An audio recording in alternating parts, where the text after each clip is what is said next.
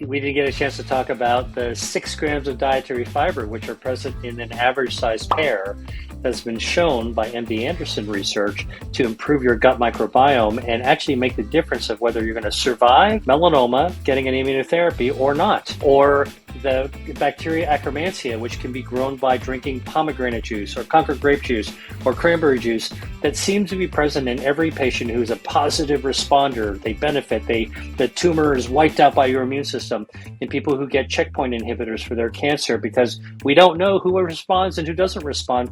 We're beginning to find out that what you eat and how it happens to change the ecosystem of your gut bacteria looks like it can actually make a big difference. And that big difference could be life and death. And so that's something I'd love to come back to talk to you more about. Please. Welcome to Target Cancer Podcast. My name is Dr. Sanjay. I'm a hematologist medical oncologist, also known as the Onc Doc on social media, where we try to educate about things that look kind of scary and people want to know information about, but it's kind of hard to find. And for that very reason, I'm super stoked, yes, I said it, stoked, about the guest that I have today. It's Dr. William Lee, who has been extraordinary on that education front, both on news media. He's published, he's a New York Times bestseller, he went to Harvard, Mass General. He talks about things that are complicated that all of a sudden sound not complicated. And the main thing that we're going to discuss today, that I'm very excited about, that I get so many questions on social media, is diet and nutrition as it related to cancer, cancer risk, health. He's done it. He knows it. This is what he lives and breathes. And I couldn't be more excited. Dr. Lee, thank you so much for being here. Well, thank you, Sanjay. It's a real pleasure.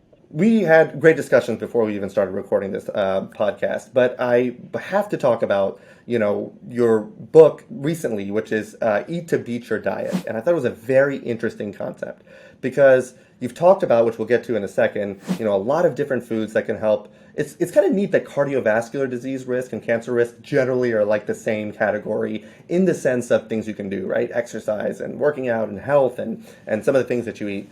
What I thought was super interesting was on eating to beat your diet. I was like, that's an interesting term. Was it said right? And it was. What you're saying is there is a way where you can actually, in a way, affect your metabolism to be like what it was when I was younger. There's something called good fats that can actually help you get into better shape than, the kind of fat is bad. I love that you're, with everything you do, very open-minded, because I don't like this culture of naysayer from medicine, and then, patients feel attacked, and it's like, just give us more is what they're asking for. So tell me what inspired you to really look closer, and I think I know the answer because of, evolution and history and all kinds of things that have evolved. But what made you think, is there a way we can do this smarter? Given in America, it's hard to always have these beautiful packaged meals and all that stuff. Yeah, well, I think a little bit of my background will help you understand this. So, I am a physician, and I do internal medicine. So that means that I take care of young and old, men and women, healthy and sick. And, the thing that actually drew me to medicine, which, by the way, is the root, obviously, of oncology, is, what is the basis of health? And it's something that I'm sure you, like me, when we were in medical school, we were inundated, flooded. The fire hose was sprayed at us with information about diseases. So we became very, very fluent in the language of disease. But in fact, we were almost deprived of actually teaching about what is health. And so health is not just the absence of disease, it's a result of our bodies working to be able to maintain really good function. And that's what I think patients really want. If you have cancer, you want to get back to health. You don't want to think about your cancer. Oncologists think about cancer, but the cancer patient thinks about health. How do I get back to shore? And so I think that, it's a really important thing to communicate to doctors, but it's also important to communicate to patients that our bodies are hardwired in order to be able to actually maintain that health. And so the question, of course, is, a woman who discovers a breast lump and is diagnosed with breast cancer, or somebody who has blood in their stool who has colon cancer. All right. The question inevitably comes up, whether it's asked or not. Well, how did I get cancer? Why me? Right. And actually, what's interesting as a scientist and as a doctor, I can tell you I've long been interested in a related question that is sort of the opposite end of that, which is, how come we don't get cancer more often? How come everybody doesn't get Ooh. cancer? All right. And that's basically what researchers do, right? Like, we ask that question. It seems so obvious. and yet hasn't been answered. And by asking that and saying, how do we get at that? So why don't we get cancer more often? Well, the secret actually is hardwired in our body. So when we're born, we are hardwired with what it takes to live a, let's call it, normal lifespan, as healthy as possible. We don't get infected that much. Our blood flow works pretty well. We don't develop visible cancers, and when we're actually exposed to the toxins in the environment, right? Like, who's not exposed to off-gassing from carpets and rugs, petrol fumes at the gas station, barbecue grill, when you're out there. I mean, all those things are harmful. I mean, and frankly, you wash your hair with shampoo and you brush your teeth. All the chemicals that are used in modern society are insults to our system. And the reason we don't get sick more often is because our body is hardwired with defenses that actually sort of act like swashbucklers. They're actually able to fence off and ward off all these insults that attack us. I can tell you, give an example. Like, basically, something you eat that actually might clog your arteries. Well, our body's pretty good at keeping the blood flowing, growing new blood vessels when we need actually better blood flow. What about aging and our organs start to break down? Well, you know what? When our organs degenerate, and this was controversial, when I went to medical school, no longer controversial. We know humans have the capacity to regenerate from the inside out. We've got stem cells that are circulating. When we're born, we got about 70 million extra stem cells that were left over, which is, by the way, when you actually clamp the cord and cut it and you get stem cells, umbilical cord stem cells for future cancer therapy, just in case you need it, honestly, that's the leftover stuff, the extra cans of paint. When your body was done creating all of its stuff, got about 70 million extra ones. And basically, when we're born, these stem cells get stuffed into our bone marrow, they get stuffed into our fat, into our skin, and we use them. We use them to regenerate as we get older. Now, all this has to do with cancer because, this idea about, by the way, I'm going to say one more thing about the gut microbiome, which is the new frontier. They didn't teach this in medical school. Now they should be teaching in medical school, but we hardly Yes. know everything that we need to know about it. But we do know, I mean, and think about it, Sanjay, when we were in med school, right? How much time did they teach us about how bad bacteria was? Almost all the time, Al- Almost never. Yeah.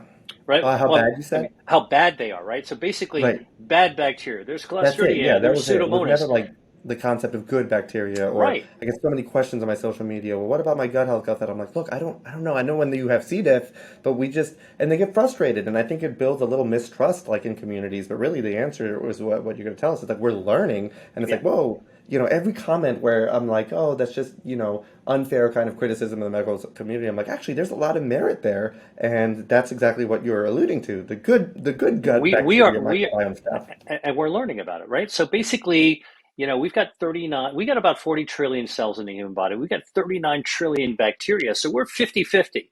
All right. There's the human self and there's the bacteria self. And by the way, it's quite amazing, like this almost one-to-one relationship. And so it's kind of crazy that doctors are taught to must kill bacteria, must prescribe antibiotics to kill bacteria.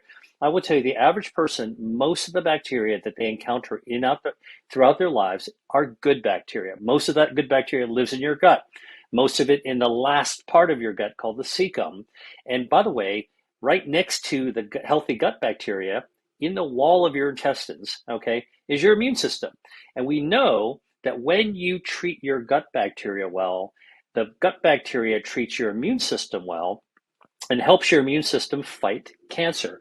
Profound. We'll come back to talk about this in a second about what we're learning about diet, microbiome, gut bacteria, immune system, and being able to survive your cancer if you're getting immunotherapy. It's mind blowing actually how powerful this actually is. DNA. We know that our DNA is our genetic code. And we think about that, right? Like Watson and Crick, and it's our genetic code. It's like the CSI, right? Like that's what DNA is all about. Trying to figure out who done it. Well, actually, there's a hardwired part of our DNA that actually is our health defense system. Because think about it, if you go to a tanning salon, okay, you're definitely damaging your DNA. If you go to the beach and get a sunburn, you're also damaging your DNA. But if you're stuck in traffic and the sun is shining in through your window, you're also damaging your DNA. Okay. And the amazing thing is, how come then you're not developing a skin cancer all the time on one side of your body? And the reason is because your DNA is hardwired to fix itself. It's got an error, it'll fix it. Okay. And think about like, a cobbler that fixes your shoes. Imagine your DNA is filled with these cobblers that are every time there's a problem, it just automatically, nails a better heel on, replaces the shoelaces. That's part of what our DNA does. It's quite remarkable. And because cancer can be caused by DNA mutations, this fixing, this fixability. Now, people talk about antioxidants. Antioxidants is like the missile shield that you send up to try to block the incoming. But actually, if the missile hits the ground, your DNA can still fix itself, which is really, really important, which is partly why we don't get cancer more often. And then, of course, our immune system. You know, our immune system, again, in medical school, and I'm saying this to your audience because if you think about how doctors are educated, it might give everyone a little bit more understanding and hopefully a little empathy of why it is that we as doctors have to keep learning.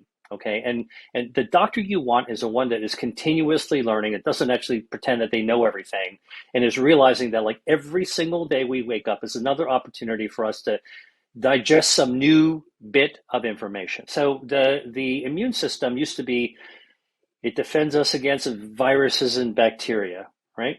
Okay, now we realize that that's what it does to help defend us against invaders from the outside world. But our immune system probably plays an even bigger role in defending us from invaders inside our body, and those are cancer cells.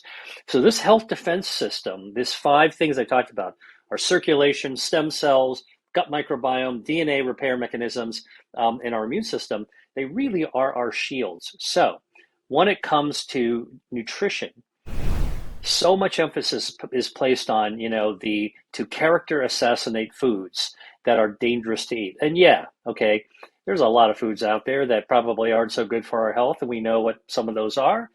But honestly, what the exciting part to me, as somebody who actually enjoys the history of food, I like to cook. I like to taste different foods.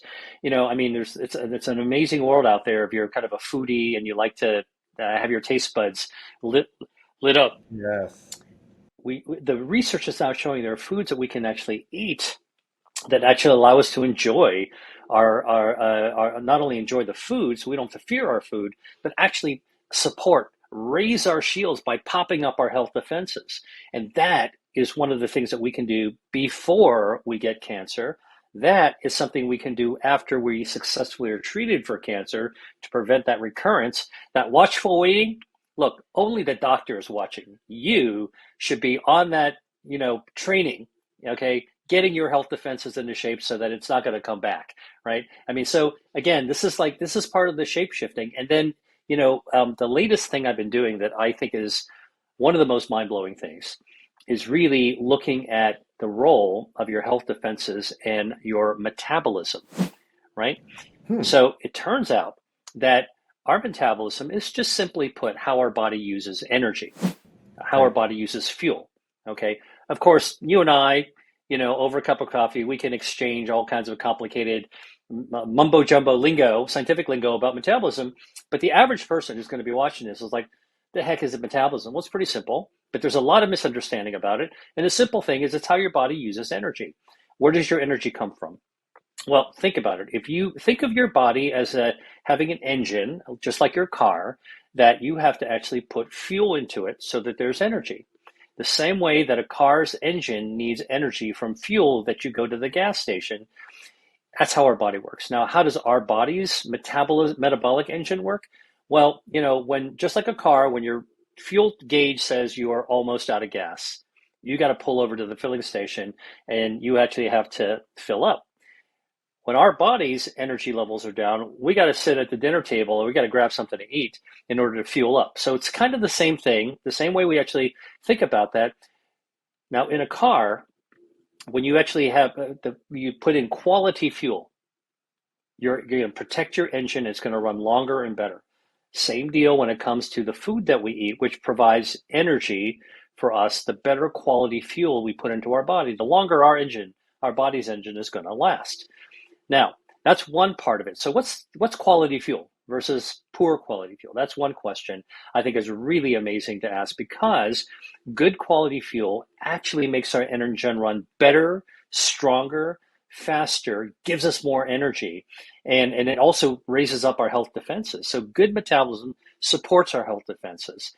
On the other hand, if you put bad quality fuel in your car, your engine, you'll be able to drive down the street for sure. You might even be able to take a couple of road trips.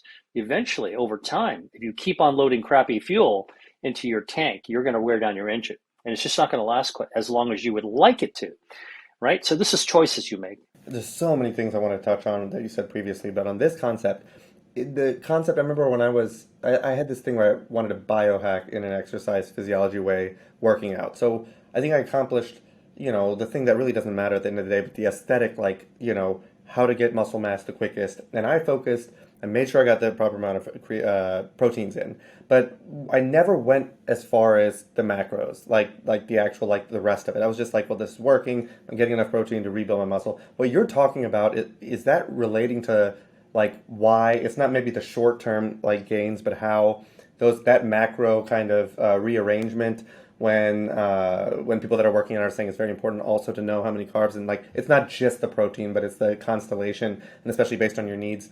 Is that playing a similar relevance in this conversation, or is it more just Absolutely. It's not just putting fuel in the tank of your car.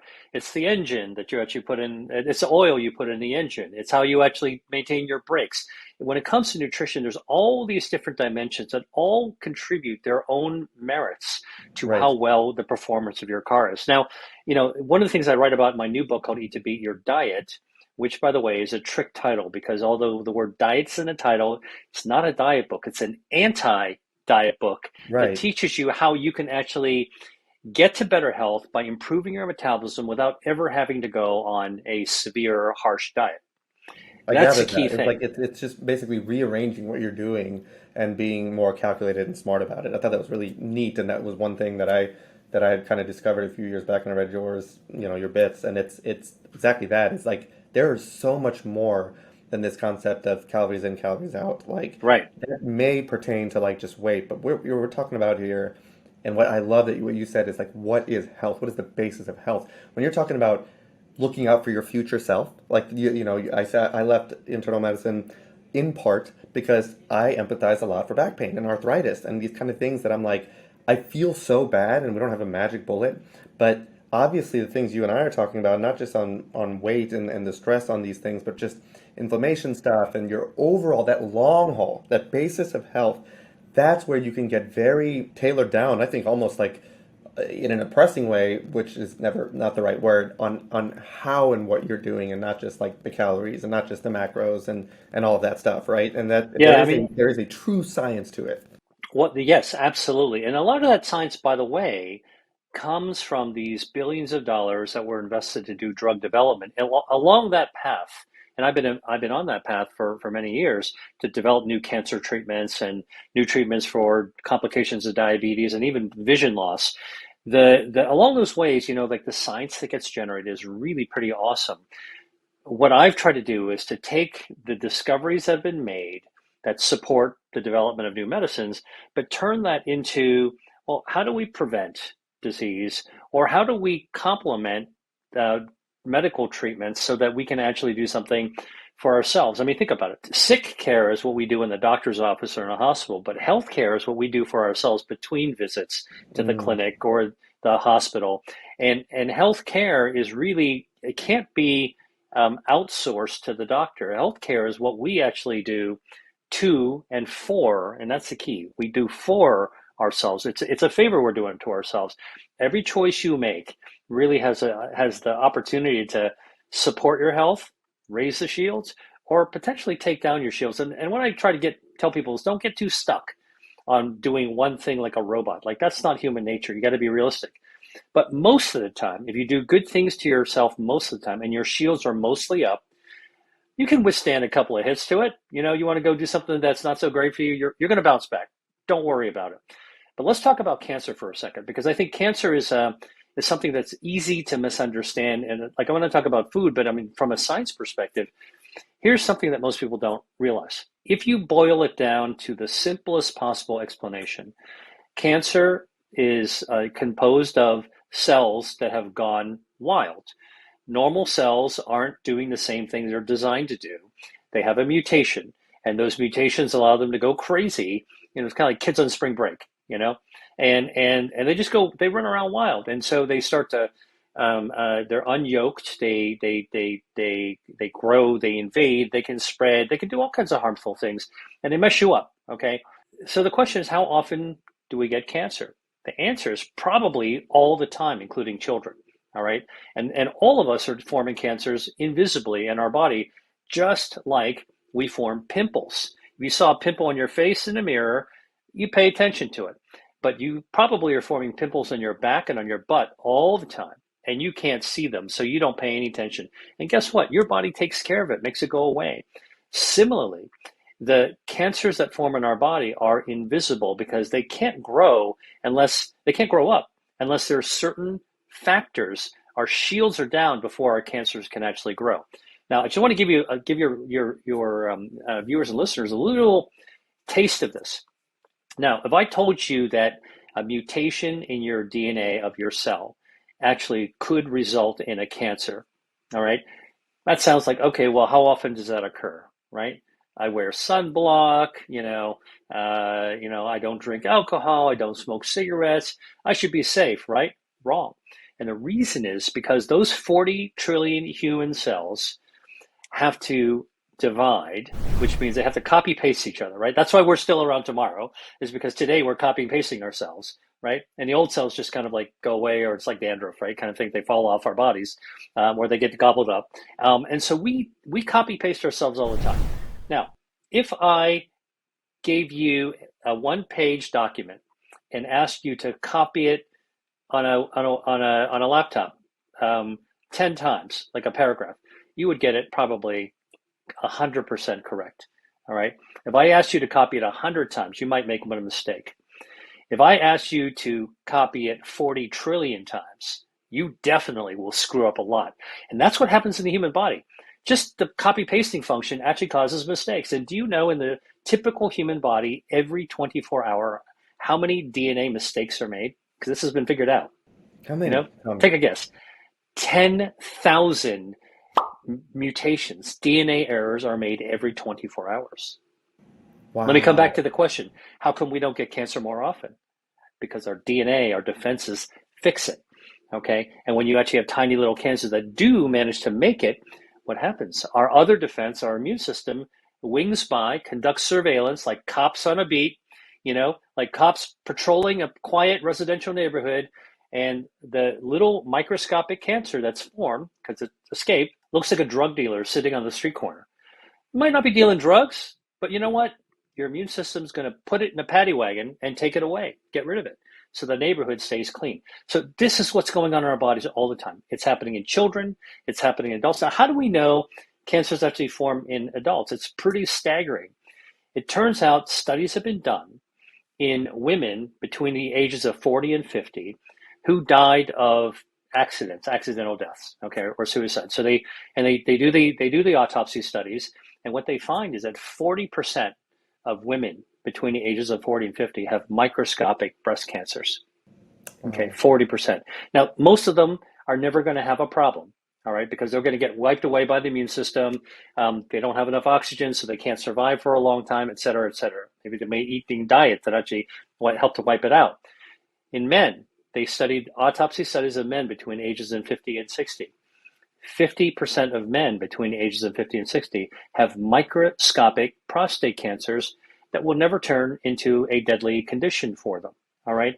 And it's because our body is forming these things all the time, and our defenses are taking care of them all the time. So why don't we get more cancer? Because we've got good health defenses. But to your point, there is the one thing I think when people say, "How come I got cancer?" I did a little TikTok on this kind of trick question. I said, "What is the most common risk factor for cancer?" And it was like smoking, it was alcohol, it was, family genetics, and then it was age. And the answer is age. Like that is the biggest risk factor, is when you get older, to your exact point on the copy and paste. The example I use is back in the day when they were copying the Bible or any kind of big text, they would have people under candle lit, just all days and nights of the hours, just like transcribe in ink the entire book, because obviously there was no printing and stuff like that. Right. And so how would you, if you knew that the letter just didn't make sense or the word didn't, you may question and say, well, this may be incorrect, and know that that's scrap. That page is like it's erroneous. But if things are, could be different words and just a letter difference, you're only copying what you had previously. And so that's how these errors kind of like perpetuate. And to your point, and we've talked a lot about, the immune system, like killing the cells and the inherent mechanisms, but you said it in a manner I hadn't heard yet, or I want to basically unenvelop even more, which is there is an inherent fail stop within the cell where we have tools that say blow up, something ain't right, hey, we got to do this. When you talk about BRCA, like whether that's something you were born with or it's something that happened over time, but that a BRCA problem is on repair and crosslinks. But the big one that I want to talk about for a second is TP53 is one of the best, most important regulators to be like beep, blow up, something doesn't look right. And when you have a problem with TP53 and something called Lee-Fraumeni syndrome, so where you have a problem in your blow up that's inherently in the cell, whether that was a transcription error and now it's somatic, meaning that you got that error during your lifetime or you were born with it. In Lee-Fraumeni, you're born with it, and when you have that issue, it's literally up to like 50% chance of having a cancer or by 50 years old. It's so bad that you like actually are approved for a full body MRI every year because one of your main systems and mechanisms doesn't work. And you may say, okay, well, if it's not working, then how come they don't have cancer immediately? Now you're talking about something that's more of an external regulation, which is the immune system. So it's like, okay, if for some reason they inherit, like the properties in the cell didn't work, then you also have this entire other layer of people that are attacking things when something doesn't look right. When I speak, I'm always like, ingrates. We're just a bunch of ingrates, all of us. When was the last time we thanked our immune system to saying, thank you for zapping this, all those cancers? Because remember, it takes about 200 million cells to see it on like an average CT scan, right? 200 million cells. And so even if you get a scan that says 50,000 or 100,000, cancer cells, at that point, it has actually escaped the immune system.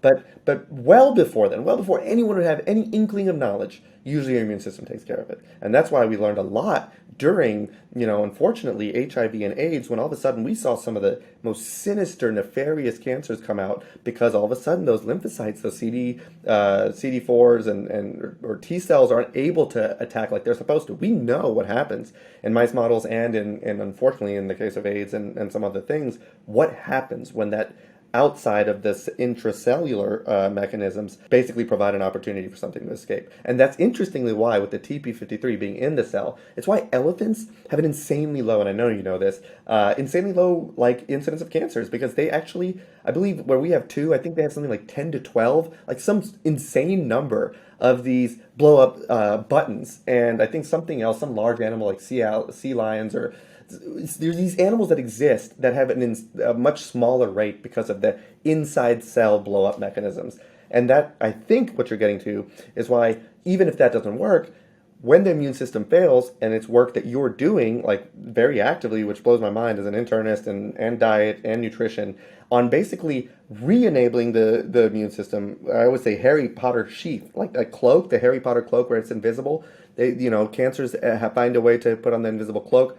And then we have immunotherapies that pull it out, and all of a sudden that external policing system says, whoa, how did I let this go by? I say sometimes when you go to a house and you're having a party and someone walks by your couch and a dust ball comes out, like a lot of people are just like embarrassed, like, oh my God, like you think I don't like dust. And you do, you dust all the time, you just couldn't see it. And that was the mechanism to protect. And then all of a sudden you give a therapy that runs, like blows it out, and all of a sudden you're like, wow, I can see it again, and it's taken care of.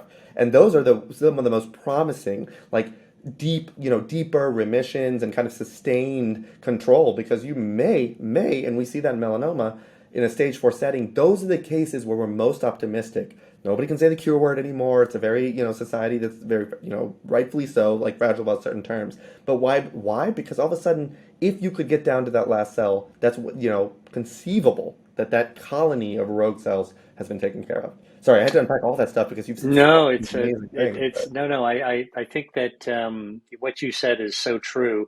I want to pick up on a couple of points that I think would be helpful to chat about. One is this, TP53.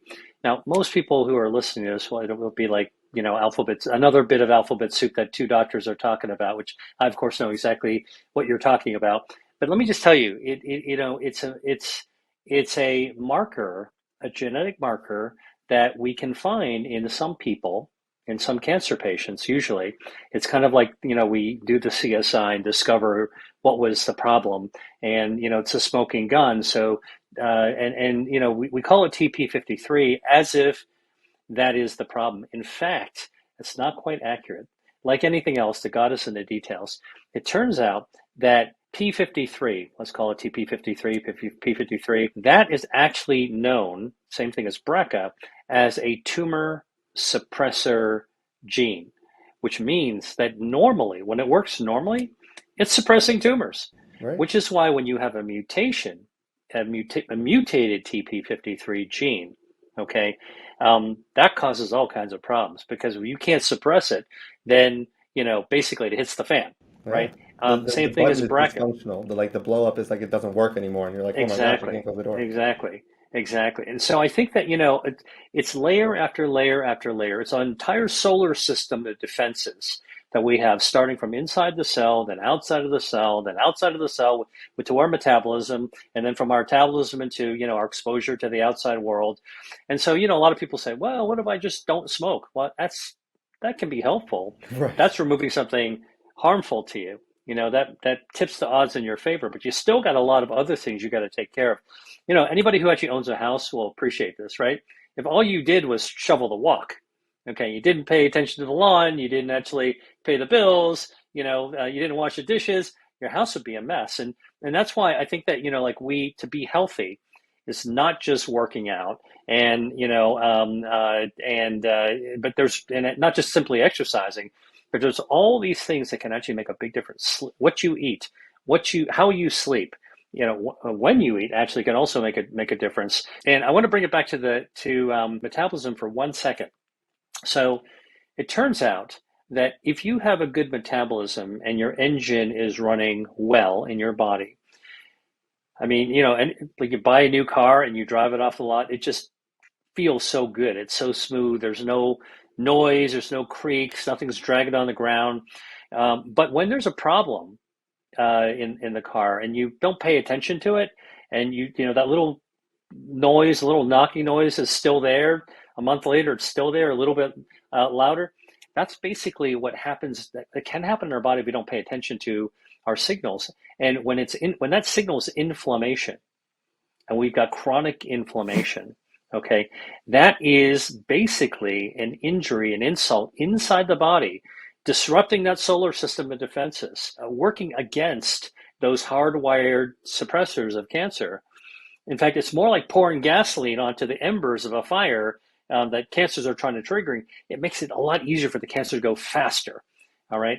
And that's why we talk about inflammation and people hear about it so often, but there's a medical reason for it. Chronic inflammation, which you actually have when your metabolism is bad, when you have too much harmful body fat, when you've got metabolic diseases like diabetes, all those kinds of things. And by the way, it's not just big people, large body people, even skinny people Oh yeah. can have too much harmful body fat. It's packed inside of them. I always tell people this: harmful body fat, it's obvious if you're looking at somebody who is clearly very large, but there's something called skinny fat. And because there's different kinds of fat, you've got visceral fat, subcutaneous fat. Subcutaneous fat's what hangs under your arms, on your thighs, and your butt. That's what women always talk about. That's not the most harmful kind of fat. The most harmful kind of fat is called visceral fat. Visceral fat is It's what packed Indians have. inside. It's like Well, Indians. We have the worst like we all have visceral fat, man. It's so bad. well, it's packed inside your shell. And the way that I explain it's fat that grows inside. It wraps around your organs like a baseball glove. All right. Another way to think about it is, because you can have it in a skinny person as well, is that if you went to your FedEx and you're going to actually ship something across the country, like a glass bottle, okay, or champagne glass, what are you going to do? You're going to take that thin box and you're going to pack it with peanuts, right? And and that way, if you didn't have any peanuts, it would break, right? So you need some fat. But if you decided to overstuff that box and really pack those peanuts in, all right, so much that it's actually pressing on the glass itself, and then you close the box and then you tape it shut, The box at arm's length is going to be skinny, but inside it's bursting at the seams, and that's what can happen. Visceral fat can grow in skinny, thin, lean-looking people, and it's really, really harmful. And that's why one of the things I write about in my new book, Eat to Beat Your Diet, is look, we do want to actually fight harmful body fat, but it's not really because you want to get a beach body or fit into a bridesmaid's dress. The reason you want to actually do it is because you want to tame that extra fat that can grow inside your body, and you might not even see it. Okay. Now, here's something, Sanjay, you may not know that I discovered as I was writing this book that actually was so surprising to me that when I talk about it, it makes other doctors kind of like it makes their jaw drop. You know where one of the first early places that fat accumulates when you eat too much or whatever, don't exercise and eat too much food. Where do you think the first place in your body that fat accumulates? One of the first places. Abdomen or face? That's what most people would think. Turns out one of the earliest places that you accumulate extra body fat, so this is normal body fat, this is extra, harmful extra fat, is in your tongue. Your tongue can get Really? fat. Not the front of your tongue, not the athletic Cirque du Soleil part of your tongue, not the middle of your tongue, which actually is strong. The front is agile. The middle is very strong. The posterior third of your tongue is marbled with fat like a ribeye steak. Okay? And what happens is when you gain extra harmful body fat, it accumulates. You get more fat in the ribeye. Okay? And how do we know this happens? Because when even skinny people, even slender people gain extra weight, their bed partner might actually tell them, hey, honey, you're actually snoring. You didn't used to snore, but now you're snoring. What happens? You're sleeping, and the posterior third of your tongue, when you're relaxed, sags to the back of your throat, and you wind up having sleep apnea. And you snore, and you snort. It's so And funny. that's, I have like an 8 to 10 pound, like not even, probably 6 to 8 pound delta, where my wife like will say when I start gaining weight over that 6 to 8 pounds, I will start snoring, and that makes perfect sense because when I'm below that, it's I don't, and I'm like it's so crazy to think aesthetically in the mirror you can't tell anything different, but then I'll look at a scale and say sure enough, that yeah, is absolutely wild, and that's why people listening like that's why I get a lot of consults for high blood levels, right? And they want to say it's polycythemia vera, which is basically a fancy term, which is technically classified as a cancer because it's unregulated growth of the high red blood cells. And they'll say, well, I don't have sleep apnea. And then I do, stop baying as a scoring system at birth. But the Malapati, I don't know that all the residents are looking at that now. I'll look in that aperture of the oropharynx, and there's staging. If anyone's listening to this and you're like, I might have sleep apnea, I don't feel a wake up restored, and you Google Malapati score, like you will see like different stages, and each debulking I did, 2 out of the 4 that I sent to ENT. I mean, I'm not cool enough to be a surgeon, never was. But if when I send it and they get that debulking surgery, they're not that obese at all, and it's like amazing. Their sleep apnea, machine needs are gone. But to your point, so that deposition, and as you were saying, that inflammation causes, like, it is it repels the good kind of immune cells to attack. You might say, well, inflammation isn't that like your immune system? There's inflammatory things that are signaled, but the calamity and the chaos cause a great smokescreen where basically, these robbers on Netflix shows, they do this thing, they blow up the trash can, and they use that smog to go do their crime. That's yeah, essentially an environment you're creating when it yeah, comes that's to an right. inflammatory setting. In the That's same right. way that H. pylori, that bacteria, now that is a bad bacteria. Like it's not the H. pylori that causes the stomach cancers. It's the calamity. It's that Yeah, setting that makes it very opportunistic. And then you treat the yeah. bug, and then a lot of times your immune Well, system's like, oh, I can do it again. I mean, I think that in communicating to patients and helping them clear up what might be confusing when they're searching around for information about inflammation. Here's the analogy that I give. If we didn't have the ability to have inflammation, we'd get infected and die pretty quickly. If you cut yourself, the bacteria would come in. What our normal in the immune system sets up inflammation whenever there's injury or trauma, so that basically it'll send some first responders out there to wipe out any bacteria and to kind of make sure everything is clean and it'll heal right up. That actually is a good thing. And the problem with chronic inflammation is that it's kind of the good stuff that never quite goes away. And then when it's there present over a long period of time in a bigger and bigger way, that's the calamity you're talking about. Then the analogy I give is this. Imagine you're camping with your family, and it's cool. So you build a campfire, right? It's inside the stone walls, and you're just going to have it to warm up and roast marshmallows or whatever, and get warm and tell ghost stories. That's actually good inflammation. It's you need a little warmth. You set up a good Love that. campfire. You go back into the camp. What do you do before you go to the camp? You don't leave it burning there. You put out the fire. That's what you're supposed to do anyway. That's what the rangers tell you to do. Now imagine if that fire never went out, and not only did it not didn't doesn't go out, but while you're sleeping, it jumps. The flames jump out of the fire pit, and they actually get onto the forest floor, and it catches the forest floor on fire. Now the fire's out of the pit and racing through. That's what happens when inflammation races through your body. And it might be smoldering. It's just burning a little bit by bit. The whole forest is actually on fire, but you can't see it. It's just smoldering, smoking. Or it could be a raging forest fire. Now you can't control it at all. It kills everything in its path and causes untold damage. That is a calamity. And so that's kind of one of the things that I think is really important for people to understand. Inflammation is good as long as it is temporary. Temporary. Inflammation is bad if it's runaway and you can't stop it, and it just gets bigger and badder.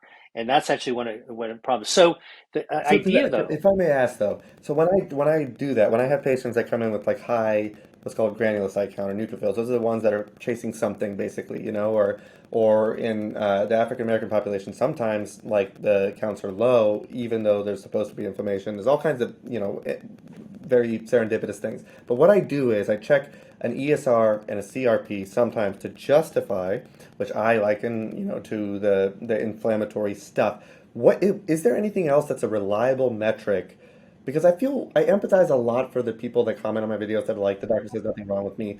I don't want anyone listening to this to think that if you were told all your labs are normal, that there isn't a problem. And that's, I think, probably a repeating concept for you. It's like you're the hero that's saying, yo, just because we're saying your labs are normal does not mean that you are not like justified or correct about something ongoing. How do we unpack that naturally? Is that like, is there labs to show other interleukins or cytokines or because I know, they're right. Again, it's maddening. They're like, I'm told it's all in my head. It's not in your head. We're very, very basic on our assessments on being able to talk about those things because at the end of the day, they're not fires we got to put out right now. And so they weren't studied enough, I guess, at the beginning.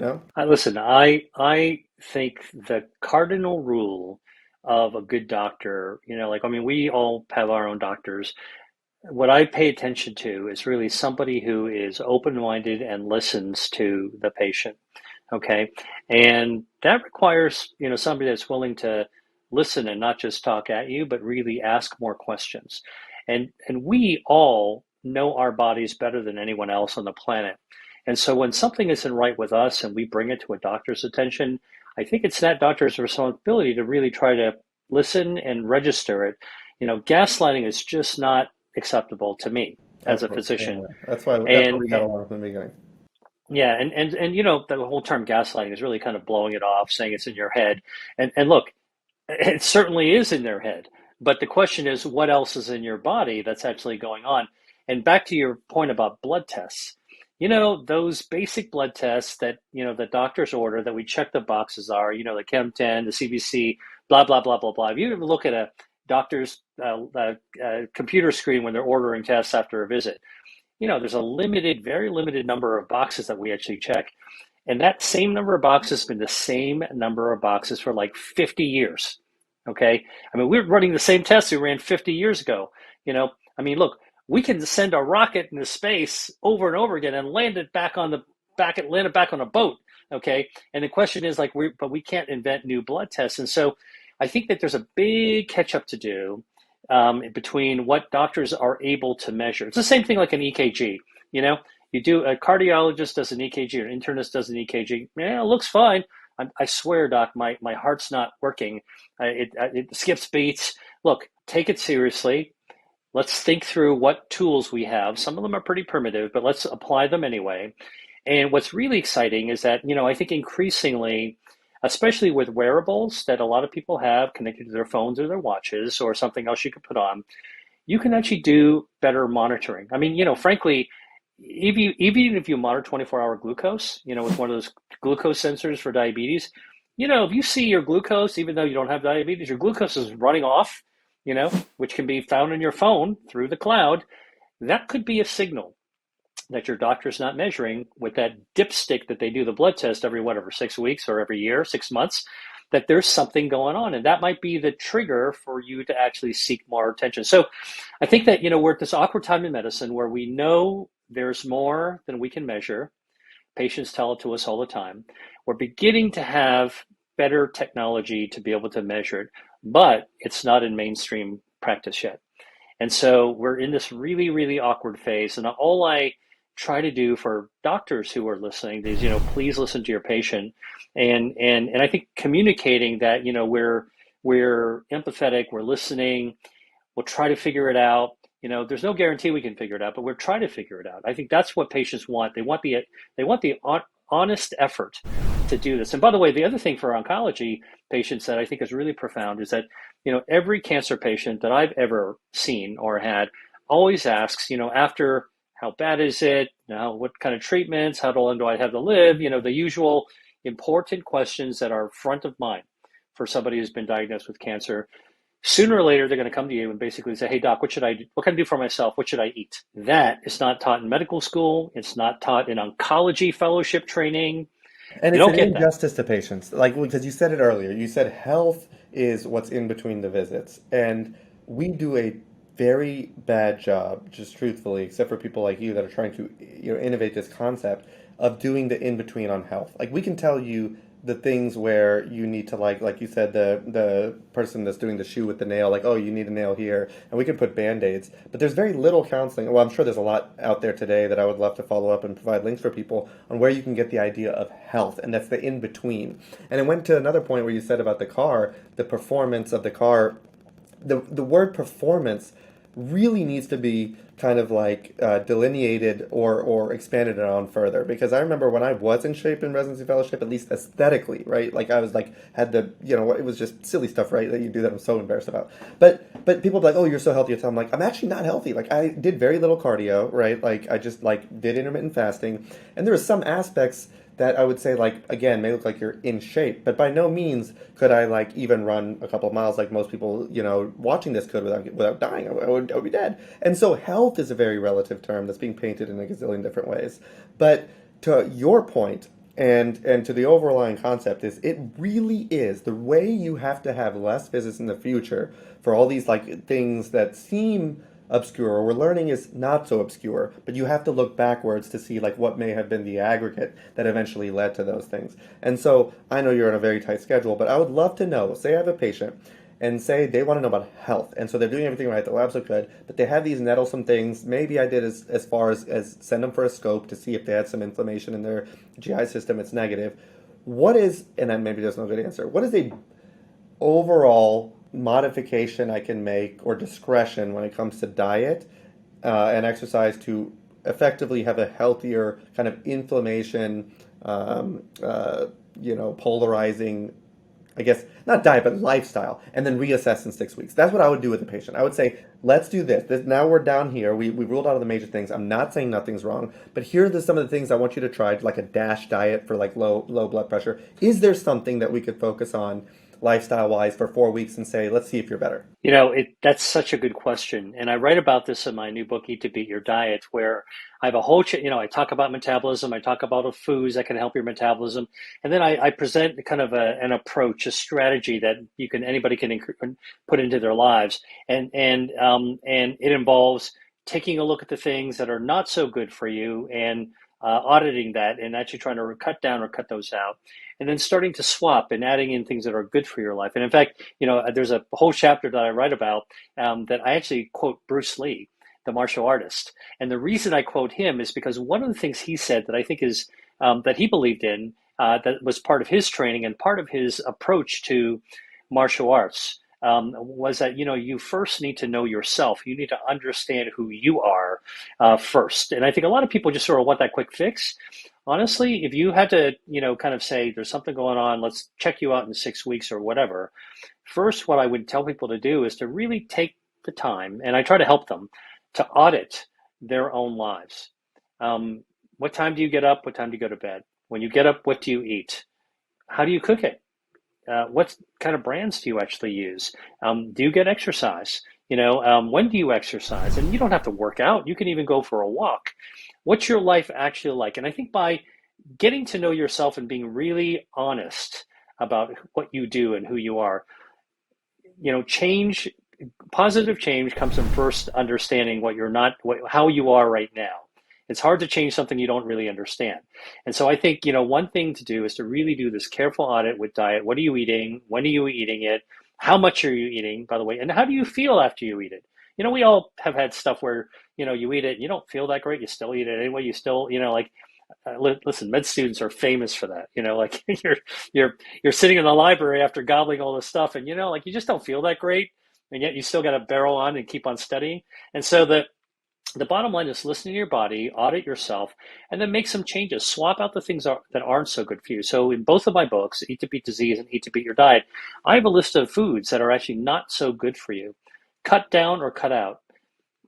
Notice I didn't say eliminate. Cut down or cut out, because we're humans. We're actually going to be doing what we're going to do anyway. So but be aware. Awareness, self-awareness actually is so very important. And then swap in some of the good things. And if you start putting in, so in my new book, I actually have a whole category of foods called slow down foods. These are foods that if you were to, and they got a checklist next to it, you check those out or take a Sharpie and circle them. These are the foods that slow down your metabolism and cause inflammation. Okay? Figure out at the very get-go, at the very beginning, which ones you are already eating. All right? Look, you might keep eating them, but now you know what you're eating that's not so good for you. All right? And then I have a whole list called swap-in foods. These are the foods that actually boost your metabolism, help you lower inflammation, help fight excess body fat. And if you swap them out, take away the bad, add the good. And by the way, look for what I do. I go with preferences. Circle the foods that you already love. Okay? Just quickly circle them, check them or circle them. And I bet you'd be surprised. Out of 150 foods that boost your metabolism, I bet there'll be a lot that you already are eating that you actually like to eat. Start with those. If you start with the foods you already love, you're already way ahead of the game. Okay? And then cut down or cut out the ones that you don't want to eat. And, and also volume of food is really important. We all grew up in this country being, I think, indoctrinated with this idea about the clean plate club. Clean your plate. Eat everything that's on your plate. Well, what happens if you didn't serve yourself? The lunch lady slopped it on, or the restaurant server or the chef, they plated and they give a gigantic lump of food. You go to a Denny's and you get this gigantic, all you can eat. All right. Hey, there's nobody that said you had to eat that. And so this, kind of idea of listening to your body and stopping eating when you're satisfied but not full. Yeah, I love what you said, and I think a bigger point to that is when you do that, forget if nothing else, if nothing changed, which that's, we have very little reason to believe that. But there's a fulfillment that comes with doing that. Just taking a look at yourself, because it endorses pride. Your headspace, your fulfillment on yourself. If you feel down, if you feel like I'm unhealthy, or you don't feel good about yourself, that's because it's that thing that's collecting corner that, in the corner of the garage, the car, that you're like, I've actually never looked at it. And you're going to get fulfilled, I'm willing to bet, more than anything else, like by doing that, number one. That's the big thing. And number two, I had friends that down in the South, like they said, I did 4-H club. And I was like, what was that? And I was like, my kids are going to do it. I'm like, what is it? 4-H is where you had a sheep or a horse or whatever that you're going to show.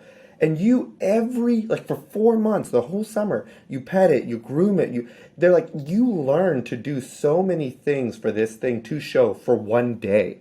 But the pride that you have, the pride alone, let alone that it looks pretty, presumably, or whatever they do, like that in itself is a reward. And I think we all owe that to ourselves, like because of the fulfillment, if nothing else. But number two, you're telling us it's things that you're already like, you just don't know that you like it. You're like, well, you're telling me I can do more of this and like replace it with this. Yeah. So I think people will be surprised reading your list Yeah. to find out that I just had no idea that this was something that's good. Like, that I'm going to include more. Dark chocolate, for example, you mentioned. Turmeric, everyone talks about, you mentioned. So I want people to know that a lot of these things are things you talk about. You've talked about soy because people want to know, but now you have direction, like in your book. And this thing wasn't designed for your book; it was like a cancer thing. But I'm very intrigued and excited because I get so many questions, and you put in a lot of work.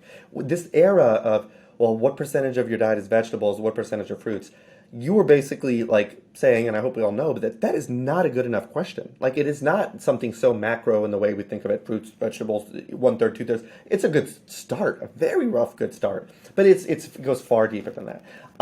If it's okay, I'm going to read your book. I want anyone listening to this read your book. I think we should all try it before we hopefully get you back. We didn't even get to talk about bitterness receptors and T2R receptors that stimulate, like innate immunity and how that affects into.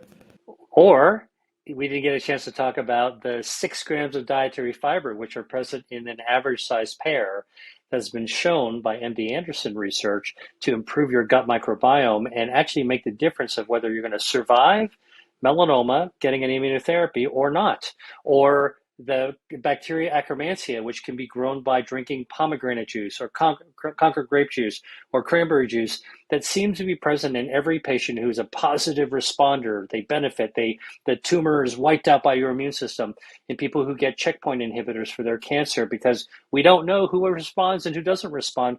We're beginning to find out that what you eat and how it happens to change the ecosystem of your diet, of your gut bacteria, looks like it can actually make a big difference. And that big difference could be life and death. And so that's something I'd love to come back to talk to you more about. Please. I literally said to my wife the other day, she got pears and I ate a pear and I was like, I love pears. I don't know why we don't get pears more often. I hadn't eaten one in probably 2 years. And this is an example of in the book. When I find that out now, if I'm walking by pears, you better believe I'm gonna get those pears. But it just the mind doesn't know what the eyes haven't seen. And number two, on the microbiome part, I just found out from Dr. Sandeep Patel at UC San Diego that he said there's early literature showing, like in pancreatic and some other tumor types, part of the reason the chemotherapy may not be effective, outside of, obviously everything's multifactorial, but is the microbiome and the bacteria you have around your tumor lesion can Yep. actually influence the amount or concentration or metabolism of the therapeutic delivery to the tumor.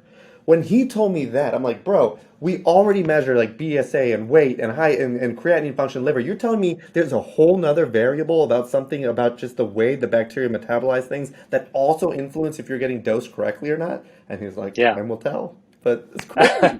Yeah. I mean, look, this is, there's maybe the big message for people watching this episode is that, science is a very positive force when it comes to medicine. It's something that is really beating down a path to finding better ways to overcome cancer and really restore health to people. I'll end with one quick story about my mom. My mom was 80 when she was diagnosed with an endometrial cancer. We removed her uterus by surgery and gave her a little bit of spot radiation. And the pathology showed there was a little lymphovascular cuff, which means, unfortunately, it would look like a little tumor near blood vessels and lymph tissue.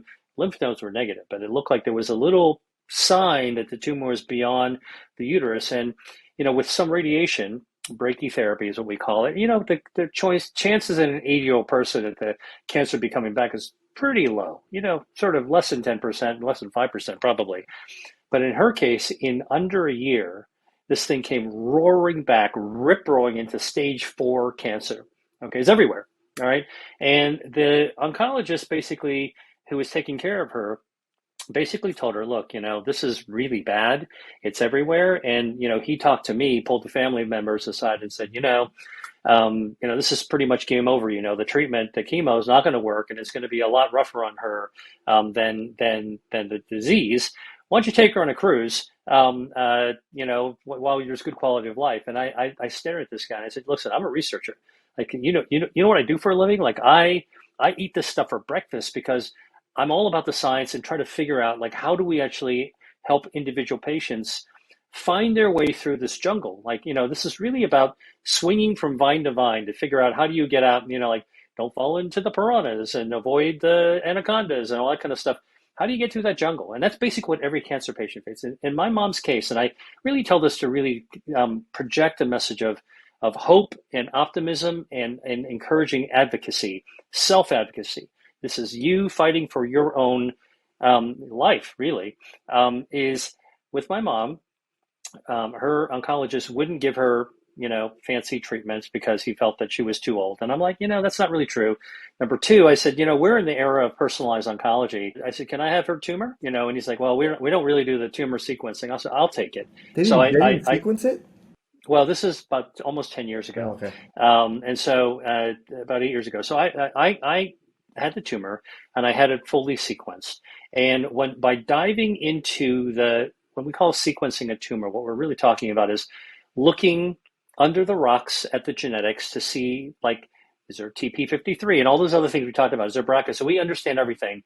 There's about 30,000 human genes. You can use very sophisticated lab techniques now to tests that are not yet routinely run, but we can do it to look at everything. And once you look at tumor sequencing and tumor genomics, really there's no secrets left in the cancer. Like everything is known. We might not understand everything, but we see We may not everything. have a target, Okay, but we know what's driving it. We know how it's escaping. We know all the exactly. symptoms. So in her case, we actually found one of the signals that would make her eligible for immunotherapy.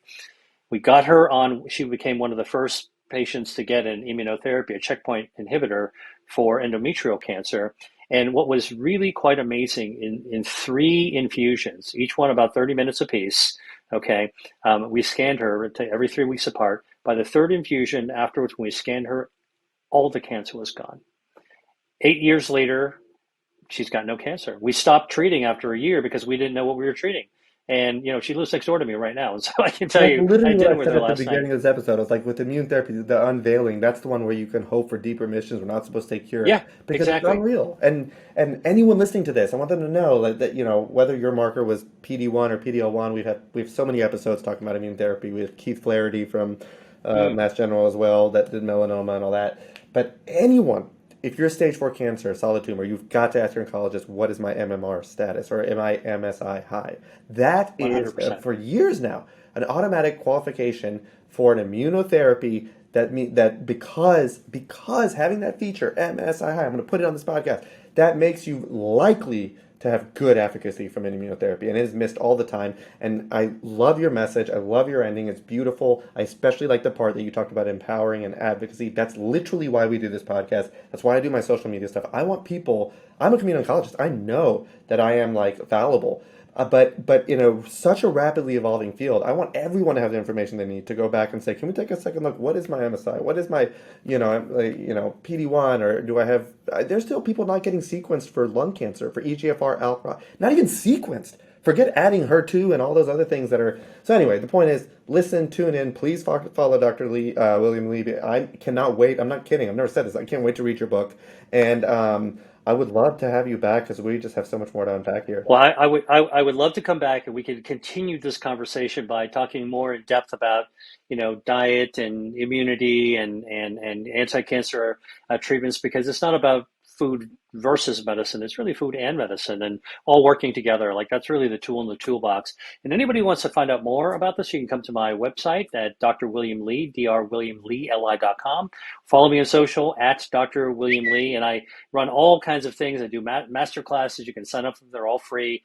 Come and join me. I routinely try to bring new smoking hot information to people, similarly to what you do, Sanjay, because I think that this is information that can change lives. People want to know it, and they need to find trusted places to be able to find it. So, Yeah, thank you for doing what you do, of and course. I hope we can get to talk again. You're amazing. I really appreciate your commitment to that. I feel like it's our responsibility. I mean, society gave us this. They gave us our education. They gave us the means. They gave us, and what you're doing is amazing. Thank you, Dr. Lee. I can't wait to talk to you again soon. Thank you.